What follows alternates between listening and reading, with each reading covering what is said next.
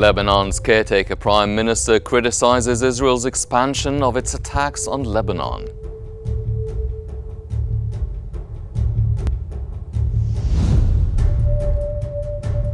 Israeli warplanes kill at least 6 Palestinians in Qnews and the Nusayrat refugee camp.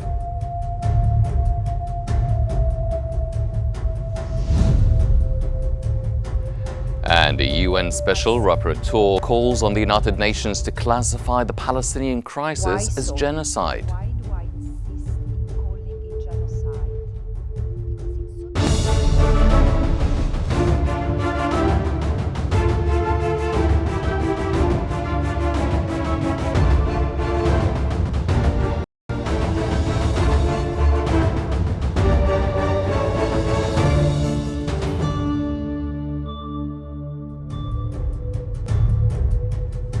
It's 4 p.m. Cairo local time and you're now watching Q News. We begin today's bulletin with the latest developments in Lebanon.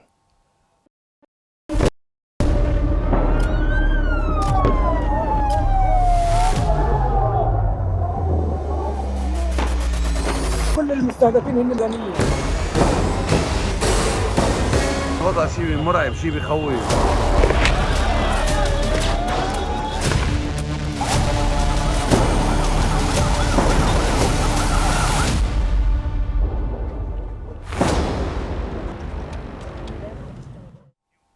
The Israeli occupation forces have launched airstrikes on Beirut's southern suburbs early this morning, marking the first strikes in nearly a week. The Lebanese National News Agency reported casualties, including fatalities and injuries, after an apartment in Ain al-Ramana Aliyah was targeted in the early hours of Friday.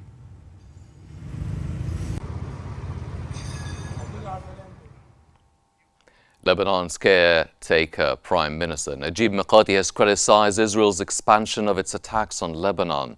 Mikati said that the increased attacks indicate a rejection of efforts to broker a truce after more than a month of war. Mikati's comments were made in a statement following overnight raids that hit Beirut's southern suburbs, marking the first such attack this week.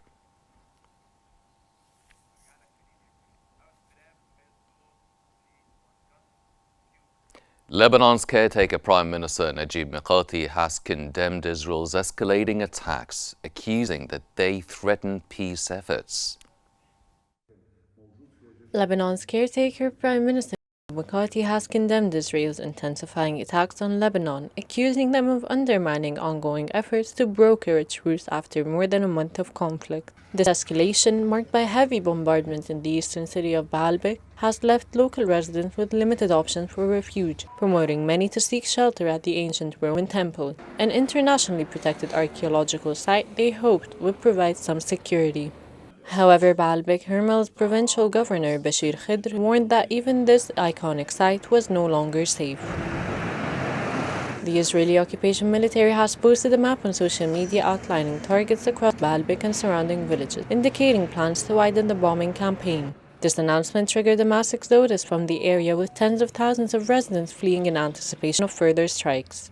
The Lebanese Health Ministry reported that Israeli airstrikes in Baalbek alone killed 19 people, including 8 women. Additionally, it noted that earlier in the week, 60 people, including children, were killed in the wider Bekaa Valley. The Bekaa Valley, an agricultural region east of Beirut near the Syrian border, is known for its diverse population.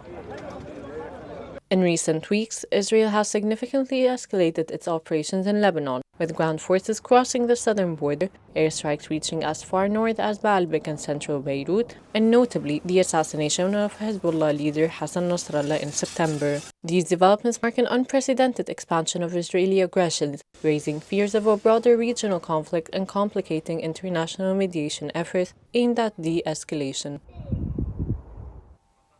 And for further analysis on the situation in Lebanon, we're now joined from Beirut by Brigadier General Maroun Tawfiq, the military and strategic expert.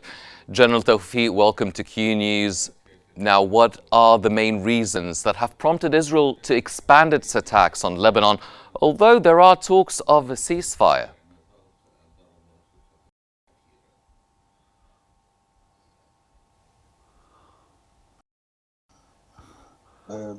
أنا لما أسمع الترجمة بالعربية أستاذ مروان هل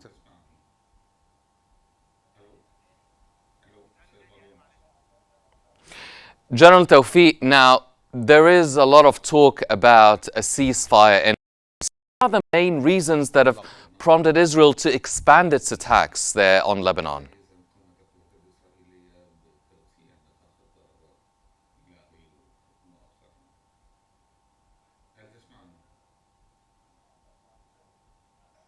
القوات الإسرائيلية the دائما Israeli forces are going into a lot of talks and they are very active in this. And this is usually a process that is usually accompanied by military pressure. And بجانب الحدود this is usually happening at the borders. And على it المقاومين is الذين understandable given that this is a policy that is being applied by the Israeli Defense Forces. And they're usually targeting, by this means, the number of revolutionaries that are at the border. And they're, of course, trying to reach as deep as possible so as to be as possibly a deterrent as much as possible. وهم And أيضا على الصعيد السياسي and at the political level, يرفضون they are refusing, as a يعني rule, مطالب any مثل new calls for peace or أنواع قضاء ceasefire. وإمكانية ضرب And حزب الله إذا for them, the any excuse is good to hit at Hezbollah, and الأقمار ونقيبهم this calls for a strong exchange of fires among them. Sir, now there is a U.S. request and a call for Lebanon to declare a unilateral ceasefire, but what are the motives for the U.S. to make such a request?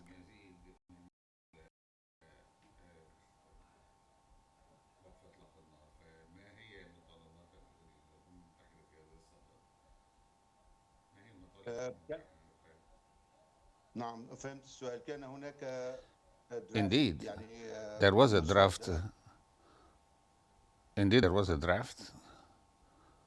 تفضل أستاذ مروان.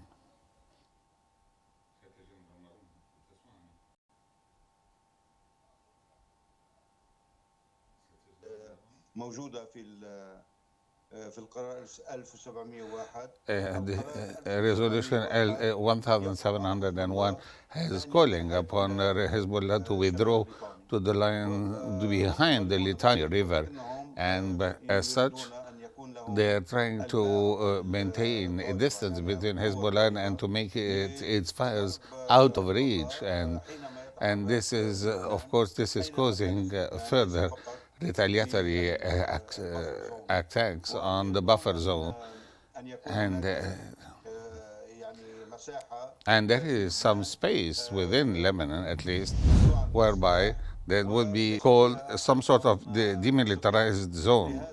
هذا يدمرون القرى So they're trying to destroy the villages and the hamlets north of the Litani River, اللبناني so as to scare the inhabitants of the Lebanese towns, so as to accept the conditions as is. Sir, now what are the main points, the main conditions for the ceasefire proposal, and what are the motives, the reasons for the U.S. to make such a request for the ceasefire proposal?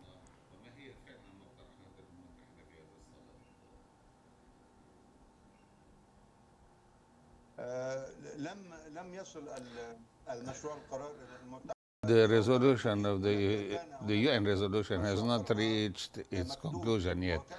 It's على وجه الظهور it is about to be published, though, but up till now, there is nothing in front of the insistence of the Israeli forces to abide by this resolution, no matter what. And there is, of course, a mutual military pressure on both sides, and it is a matter of a mutual هذه هي يعني طبيعة المفاوضات game of power that is, and of course the negotiations are still going on, and this is, of course, under pressure because of the refugees from the south to the north. And unfortunately, the Israeli forces are trying to cut the road among the refugees from the south to the north so as to avoid any repopulation of the south. We have reached the 1.2 to 1.5 million Lebanese that have crossed the Litani, and in fact, on the Israeli side, they haven't been more than 200,000 maximum. General Tawfiq, now, these negotiations include the parties such as the Lebanese government and Hezbollah. What would their reaction be? What's their reaction to the ceasefire proposal, and what might be the obstacles and problems that would reach or would face reaching this proposal?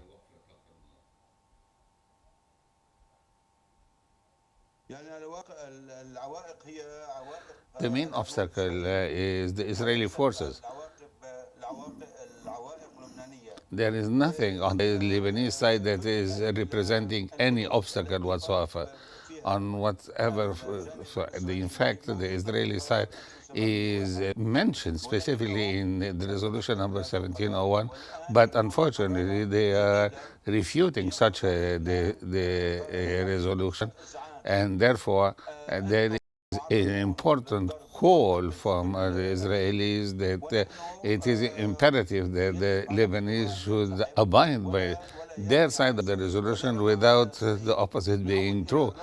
And therefore, many of the Lebanese are accused of being guilty of breaching this resolution. Well, this is not true.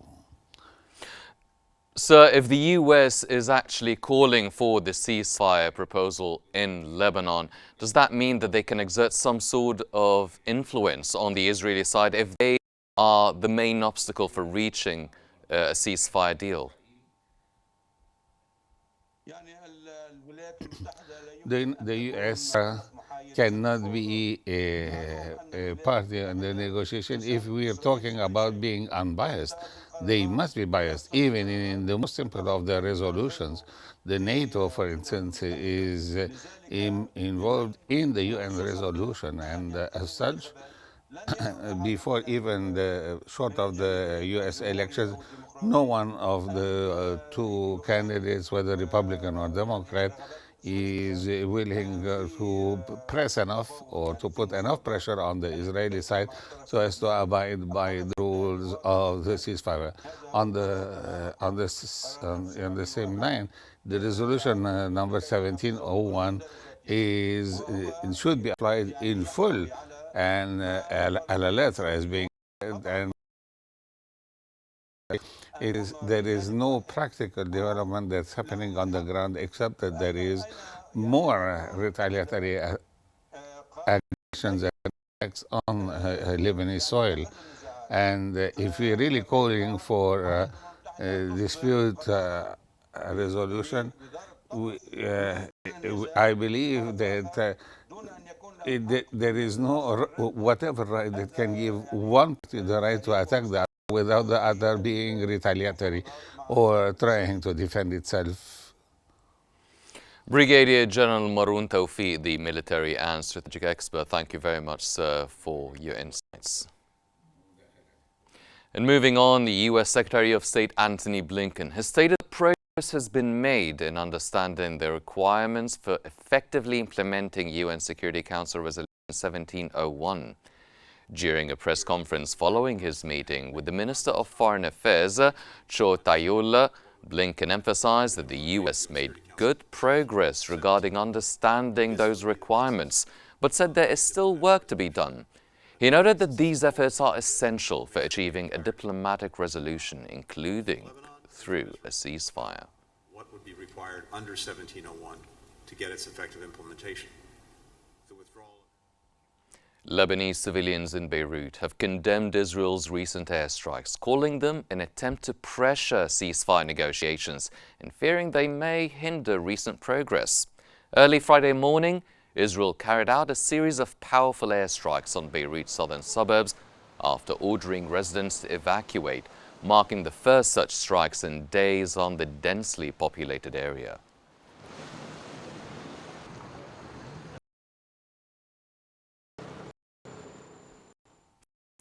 For a second consecutive day, Israeli occupation forces have bombarded areas around Baalbek in eastern Lebanon after issuing evacuation notices to residents. Families forced to flee the violence have taken shelter in the nearby town of Deir al-Ahmar. A local official in Deir al-Ahmar reported that authorities are struggling to meet even a fraction of the displaced families' needs.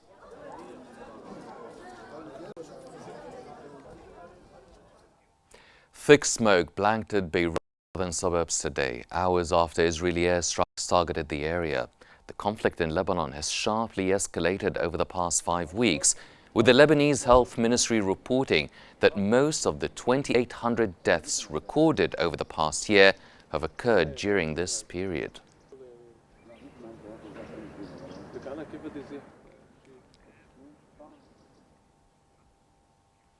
The death toll from Israeli airstrikes on Lebanon since October 2023 has risen to 2,865, injuries reaching 13,047. Information obtained on October 31st indicate that airstrikes on multiple areas of the Baalbek region in eastern Lebanon killed 7 people and injured 14 others. In response to the crisis, the Lebanese government has established 1,130 refugee centers for the displaced, with 948 currently at full capacity.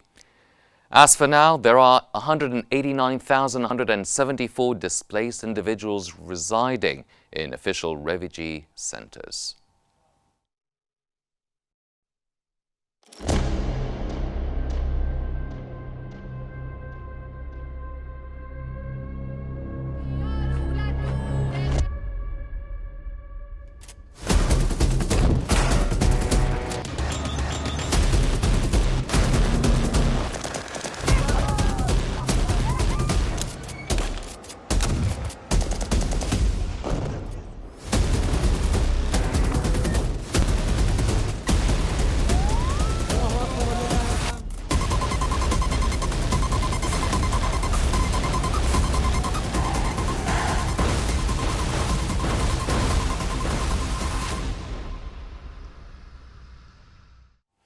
Overnight Israeli bombardment of the central Gaza Strip has killed 47 people and injured dozens more. Attacks struck the city of Deir al-Balah, the Nusayrat camp and the town of al-Zawayda. Eyewitnesses reported that after the initial strikes, residents rushed to assist those affected, only to be targeted again by subsequent bombings.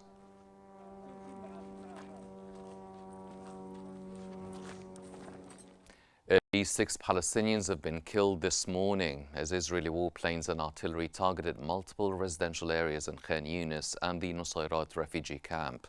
In Qnews, local sources reported 3 Palestinians killed and others injured by Israeli shelling on 2 vehicles west of Al-Qarara. Meanwhile, at least 3 more, including a child, were killed and several others injured in an Israeli strike on the Nusayrat refugee camp in central Gaza.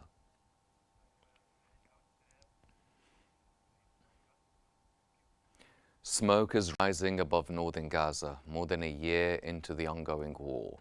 Israeli forces have forcibly displaced around 1 million people from the north, including Gaza City, following a mass evacuation order at the war's outset. The UN reports that at least 60,000 people have recently fled to Gaza City from Jabalia and the northern border towns of Beit Hanun and Beit Lahia.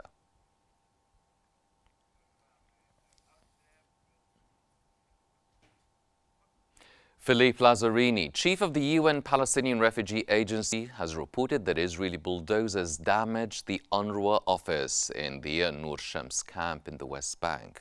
Lazzarini stated on the social media platform X that the office was severely damaged and rendered unusable. However, the Israeli military denied causing damage to the building. This incident follows the recent passage of laws by Israel's parliament that would effectively ban UNRWA's operations in Israel and the Palestinian territories.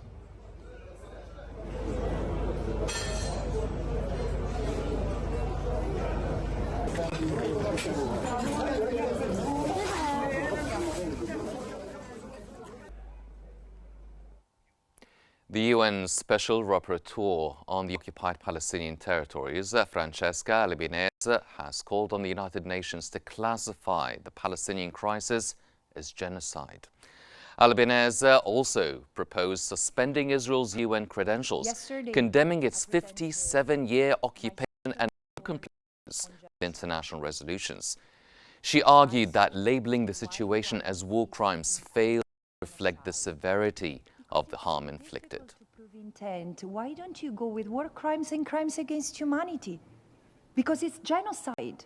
Because if you go to a doctor and you 3 Palestinians, including a child, have been killed in Israeli raids and strikes in the West Bank city of Tulkarm.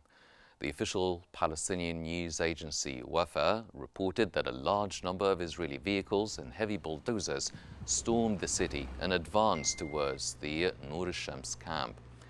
During the raid, a medical clinic operated by the UN Palestinian Refugee Agency UNRWA was destroyed and several roads were razed.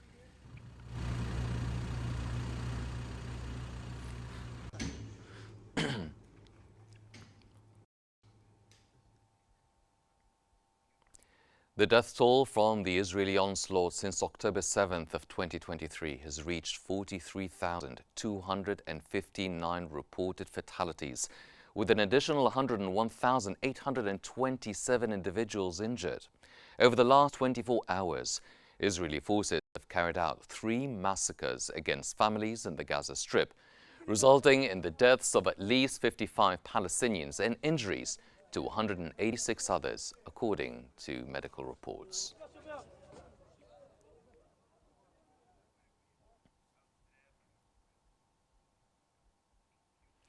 A new school initiative funded by the Armeni Education Fund has been launched outside Gaza's southern city of Rafah. The program, developed by the Wafa al-Muhsinin Charitable Foundation with support from the Armeni Endowment Fund for Distance Education, aims to address the devastation caused by the ongoing conflict to the Palestinian enclave's education system.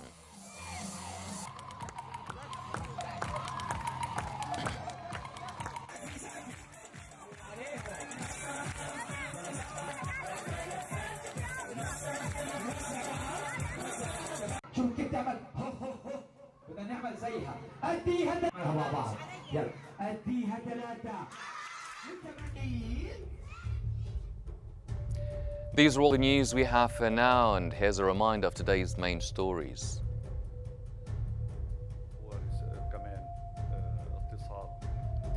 Lebanon's caretaker prime minister criticizes Israel's expansion of its attacks on Lebanon.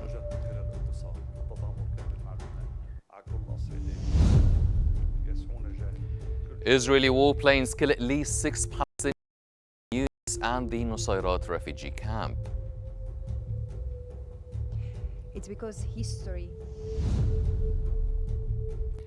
And the UN Special Rapporteur calls on the United Nations to classify the Palestinian crisis as genocide. Why so? Why do I?